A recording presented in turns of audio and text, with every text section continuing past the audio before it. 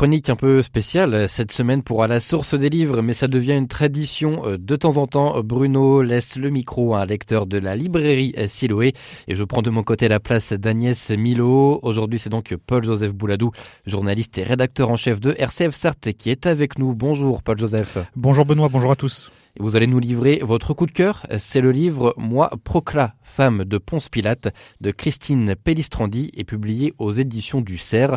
Pourquoi ce choix, Paul-Joseph ? Encore une fois, et ça devient presque une tradition, c'est mes goûts cinématographiques qui entrent en jeu. Procla, femme du préfet de Judée, le tristement célèbre Ponce Pilate, est juste évoqué à travers une illusion dans l'évangile selon Matthieu. En revanche, les églises orientales lui accordent une place beaucoup plus importante. Certaines lui donnent même un nom, Procla, et parfois la considèrent même comme une sainte pour le rôle qu'elle a essayé de jouer dans le sauvetage de Jésus-Christ. Et le cinéma alors ? C'est le film de Mel Gibson que vous avez sans doute vu, La Passion du Christ, où Procla est interprétée par la très charismatique Claudia Girini, que l'on peut voir dans de nombreuses productions italiennes, dont la très sombre série Suburra sur Netflix, qui m'a sensibilisé, interpellé sur le rôle de la trop peu connue épouse du procureur Pilate. Et qu'est-ce qui vous a plu dans ce livre ?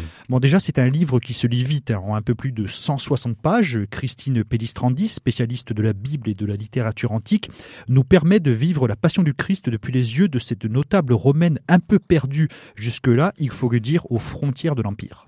Dites-nous un peu plus. Allez, je vais relancer, mais c'est la dernière fois durant cette chronique sur le cinéma. J'ignore comment on appelle un film ou une série, peut-être que vous pourrez m'aider Benoît, qui se passe dans un laps de temps très court. Google n'a pas pu m'aider, mais j'y vois des huis clos temporels. Il faut se plonger très vite dans l'ambiance, poser le décor, introduire les personnages, et ce n'est pas un exercice facile. Et je suppose que c'est le cas de ce livre. Je vous ai un peu aidé Benoît, vous m'avez vu arriver. En quelques pages à peine, nous voici plongés dans le dilemme moral que subit Procla, qui souffre de voir que son mari ne peut sauver ce Jésus-Christ qui vient d'entrer dans Jérusalem quelques jours avant et que les foules suivent et acclament alors qu'elle-même a été troublée et l'a vu en songe. Mais surtout, et je finirai sur ça, cet ouvrage permet de rappeler l'importance des femmes dans les textes sacrés. C'est d'autant plus fort depuis les yeux d'une Romaine, donc supposée ennemie avec des guillemets. On peut y voir un message très actuel aussi sur l'universalisme du christianisme depuis le regard de cette femme.